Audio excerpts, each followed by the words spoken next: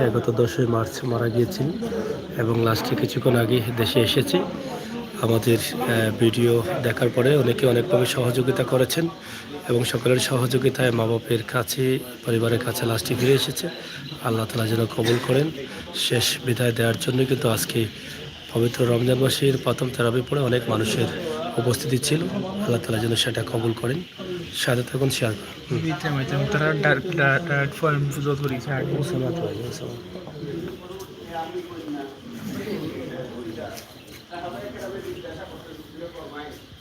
যে ব্যক্তির সামনে আমার নাম মোবারক করিল আর আমার শরীর পড়ল না মানে তার নাম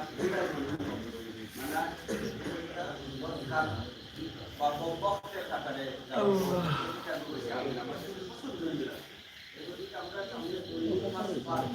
আল্লাহ নাম মোবারক উচ্চারিত হয় আলাদের সময়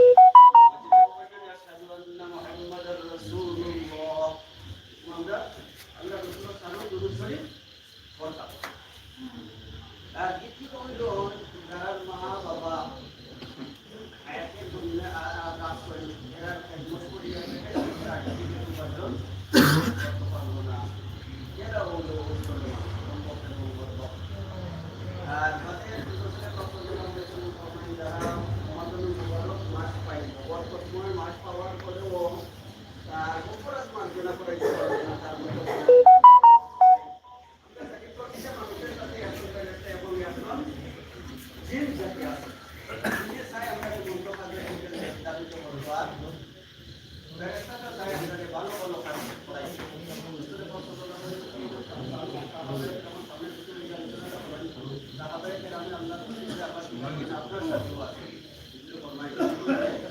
আমার সাথে কিন্তু আমার সাথে আল্লাহ সম্মান করে দিয়েছেন আমাদের সব সময় ঘুম করে রাস্তা দেখা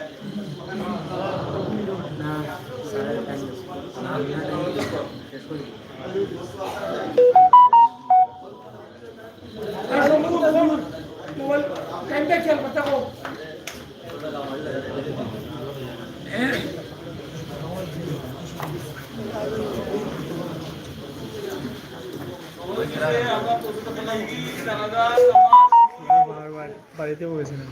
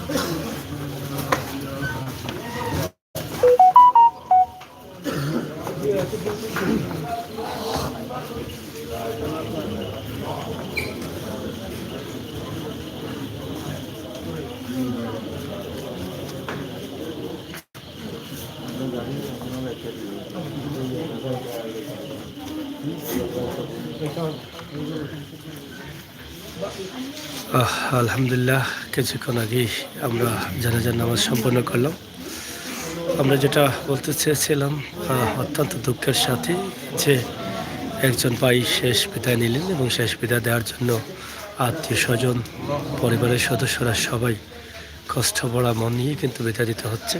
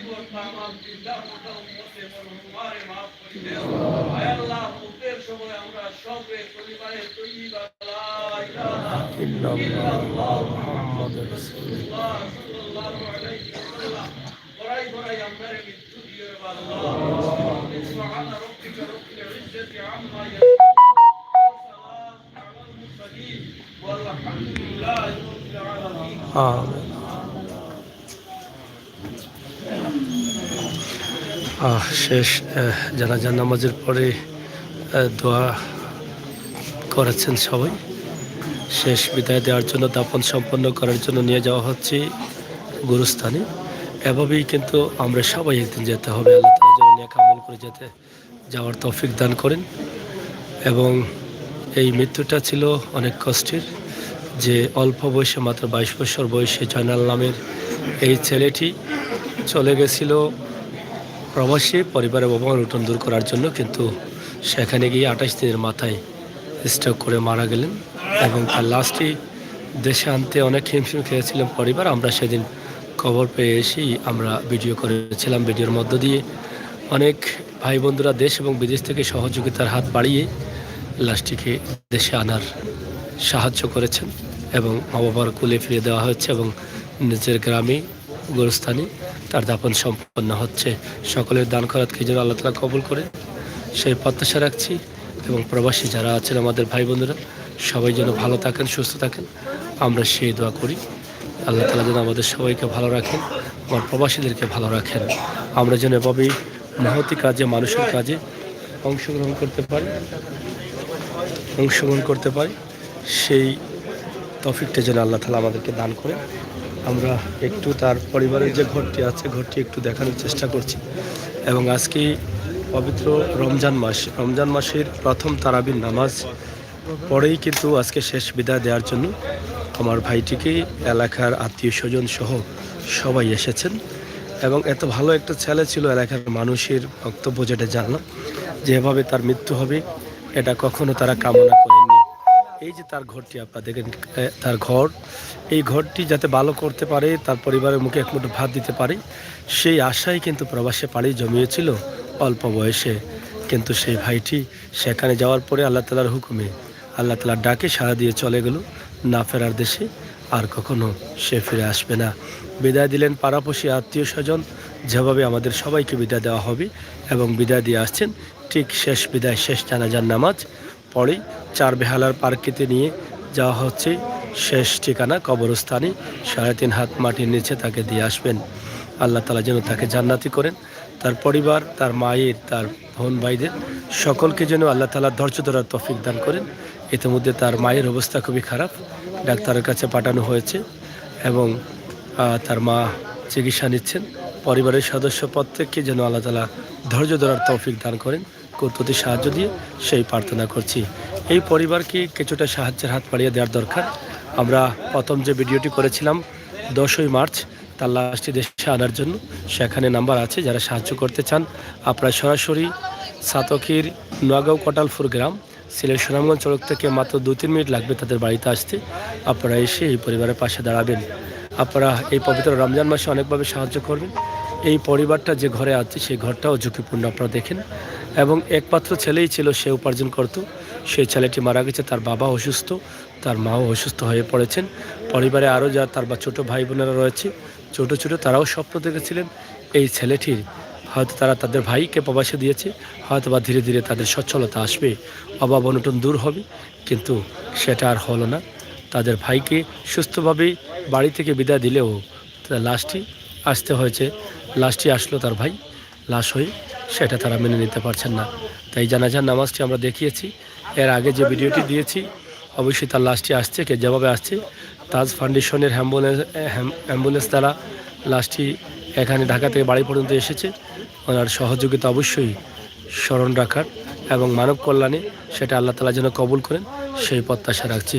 তো আমরা সরাসরি আজকের যে লাইভটি আপনাদেরকে দিয়েছিলাম, আলিশা ভাই অবশ্যই ভিডিওটি শেয়ার করে সবাইকে দেখার সুযোগ করে দেবেন। আগের যে লাইভগুলো দিচ্ছি সেগুলো দেখার চেষ্টা করবেন। একটি ভাই আমাদের মাঝ থেকে বিদায় নিয়েছে মাত্র অল্প বয়সে, 20 থেকে 22 বছর বয়সে। পরিবারের অবনটন দূর করার জন্য তাকে বাড়ির কিছু জায়গা বিক্রি করে লোন তুলে এবং আরও কিছু সাহায্য নিয়ে আত্মীয় স্বজনের কাছ থেকে 4.5 লক্ষ টাকা খরচ করে মালয়েশিয়া পাঠানো হয়েছিল। সেই ঋণটাও এখনও জায়গায় রয়ে গেছে, ঋণটাও মারতে পারে নাই। এই পরিবারের ঘরটাও ভেঙে পড়ছে, এখন খাবার কোত্থেকে আসবে, ঋণ কোত্থেকে মারবে, সব মিলিয়ে অনেক বিপদে আছে পরিবারটা। আল্লাহ রাসূল বলেছেন এই সমস্ত বিপদগ্রামী পরিবারের পাশে থাকার জন্য। তাই আসুন আমাদের সকলের সহযোগিতায় যেন এই পরিবারটা ঘুরে দাঁড়াতে পারি এবং আল্লাহ তাআলা যেন কুদরতি সাহায্য দিয়ে মাকে ধৈর্য ধরার তৌফিক দান করেন, তার ছোট ভাই বোনদের ধৈর্য ধরার তৌফিক দান করেন, সেই কামনাই করছি।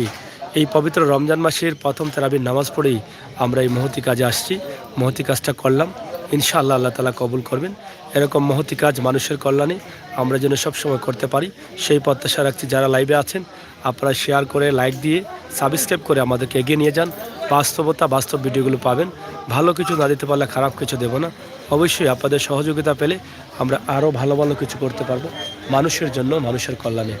আপনাদের সকলের সুস্থ দীর্ঘ কামনা করে বিদায় নিচ্ছি।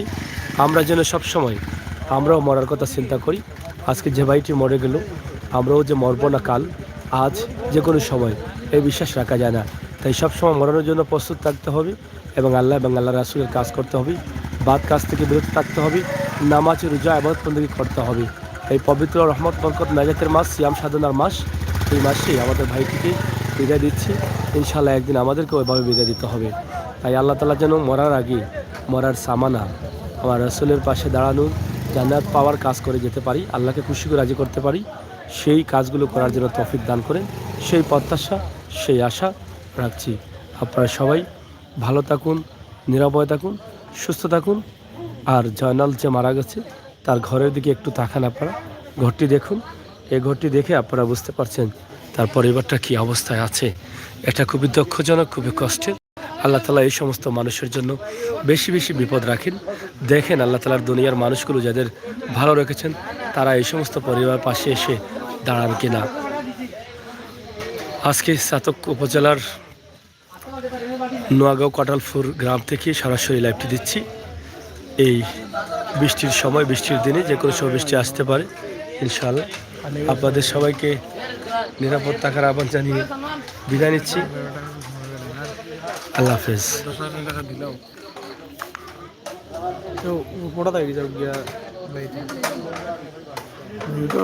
ঠিক আছে, আমরা আস্থা রাখতে পারি।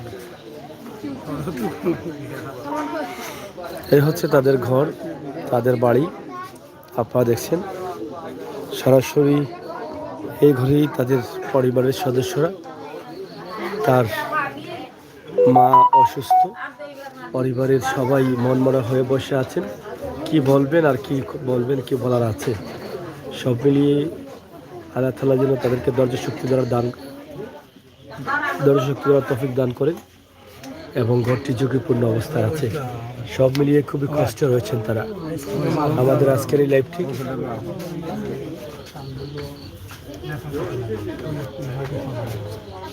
আপনার ছেলের লাশ তো আইছে,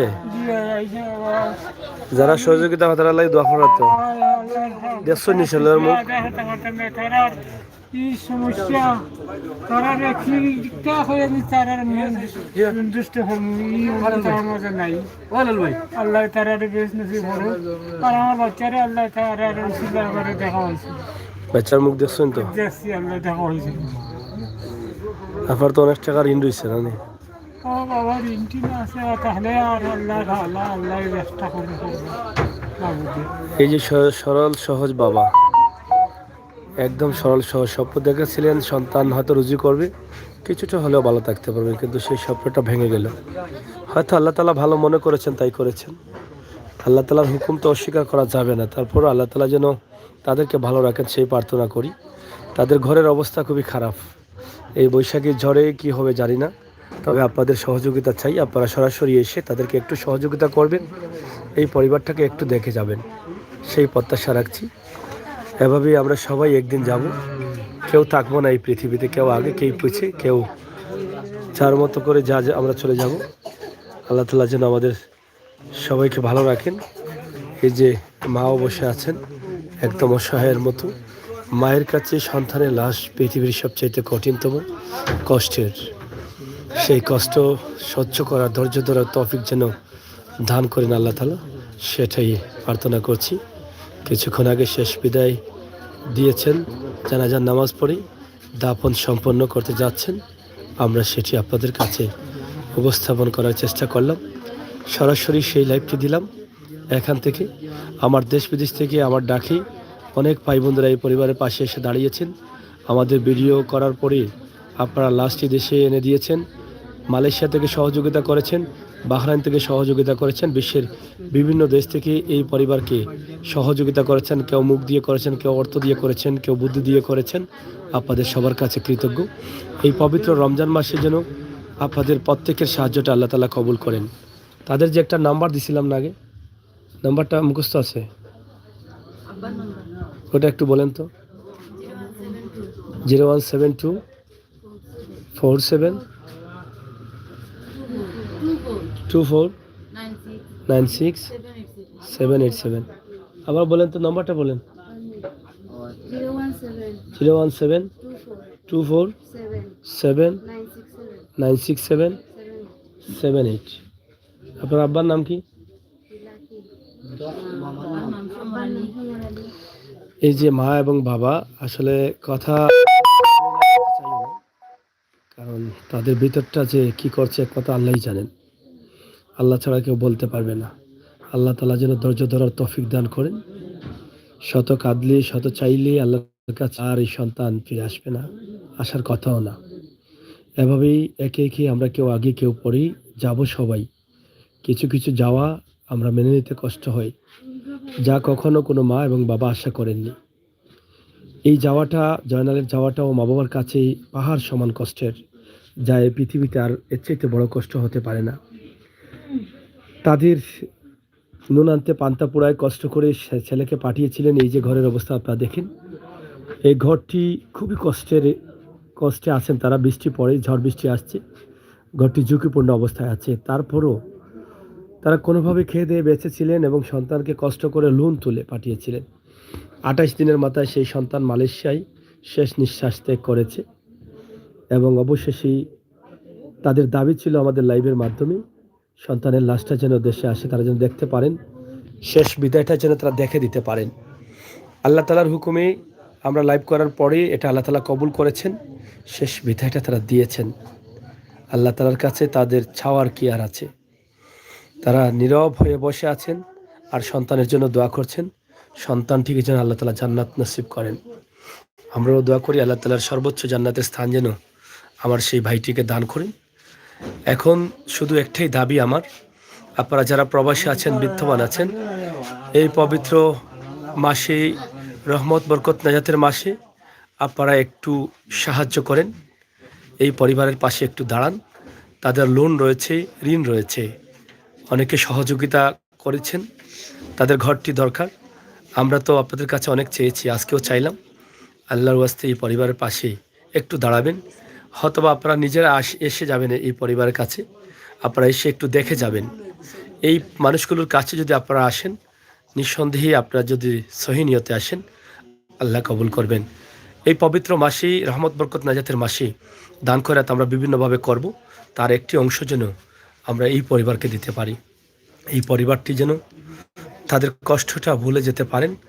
আল্লাহ তাআলার অশেষ মেহেরবানিতে আপনার আমাদের সকলের ভালোবাসায় আসুন, আমরা তাদের পাশে থাকি। তাদের আরেকটি নাম্বার আমরা দিচ্ছি, আগের নাম্বারটা ভুল। হ্যাঁ, নাম্বারটা বলো। 017 017 24 24 79 79 67 67 87 87। আবার বলো 017 017 24 24 79 79 67 67 87 87। আবার 3 নম্বরে শুধু দিতে হয় আইডি কার্ড আছে সরাসরি বেটার। আমরা এখানে একটি আইডি কার্ড দিচ্ছি। সরাসরি আমার অনেক ভাই বোনেরা আছেন প্রবাস থেকে পিন নম্বরে পাঠান, আইডি কার্ডের প্রয়োজন হয়, এই আইডি কার্ডটা আমরা দিলাম। সরাসরি যে ছেলেটা মারা গেছে তার বাবা আমার সামনে বসে আছেন, একদম সরল সহজ গ্রামের মানুষ তারা। তো আমরা আজকের এই লাইভটি আপনাদের কাছে উপস্থাপন করলাম। আপনারা যারা আছেন দেশ এবং বিদেশ থেকে সাহায্য করবেন। আর প্রথম নাম্বারটা হয়তো ভুল দিয়ে দিয়েছেন আমার এই বোনেরা, আমরা আন্তরিকভাবে দুঃখ প্রকাশ করছি। এই নম্বরে আপনারা একটু কল দিবেন এবং ভিডিওর উপরে যে নাম্বারটি দেবো সেই নাম্বারে একটু কল দিবেন। আমি আজকে তাদের সাথে কথা বলার সাহস পাচ্ছি না, কারণ আমি নিজেও ধরতে পারবো না, তারাও ধৈর্য ধরতে পারবেন না। আমি একটু নীরবে নীরবে লাইভটি শেষ করে দিচ্ছি। আপনারা যারা ছিলেন, যারা আছেন দেশ এবং বিদেশ থেকে, আপনারা একটু মানবিক দৃষ্টি থেকেই, আপনার দায়িত্ব থেকে, আমার নবী করিম সাল্লাল্লাহু আলাইহি সাল্লামের নির্দেশ থেকে একটু তাদের পাশে দাঁড়াবেন। আর সর্বশেষ একটাই দাবি, পবিত্র রমজান মাসে আমার প্রবাসী ভাই বোনেরা যারা আছেন প্রবাসে, তারা যেন ভালো থাকেন। কোনো ভাই যেন এভাবে মা বাবাকে দেশে রেখে, পরিবারের আত্মীয় স্বজনকে দেশে রেখে এভাবে যেতে না হয়, সেই প্রার্থনা প্রভুর কাছে, আল্লাহর কাছে। যদি একান্ত আল্লাহ তাআলার খুবই মায়ার বন্দা হয়ে যায়, তাকে নিতেই হয়, তাহলে সে যেন দেশে আসে। তাকে দেশে পাঠানোর পরে যেন মা বাবার কাছ থেকেই আল্লাহ তাআলা নিয়ে যান। যদিও সন্তান হারানোর বেদনা অনেক কঠিন, অনেক কষ্টের, এটা মেনে নেওয়া যায় না, তারপরও মা বাবার চোখের সামনে যদি সন্তানটা তার শেষ নিঃশ্বাস ত্যাগ করে, তাহলে হয়তো কিছুটা মা বাবা শান্তি পাবেন।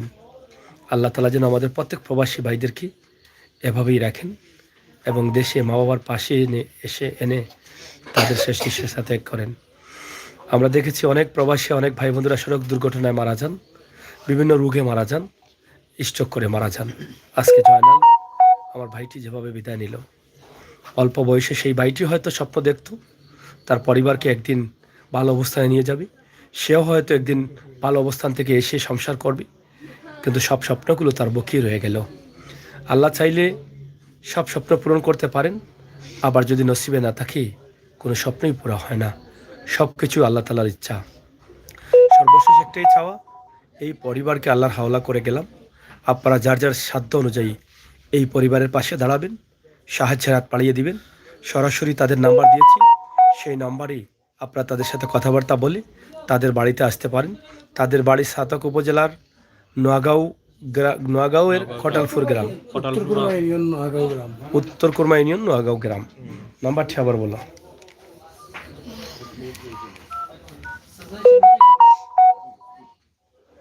017 017 24 24 79 79 67 6787। 87 আবারও নাম্বারটি বলছি, বলো। 017 017 24 24 79 79 67 67 87 87। সকলের সুস্বাস্থ্য দীর্ঘ কামনা করছি। ভালো থাকুন, সুস্থ থাকুন। আল্লাহ হাফিজ।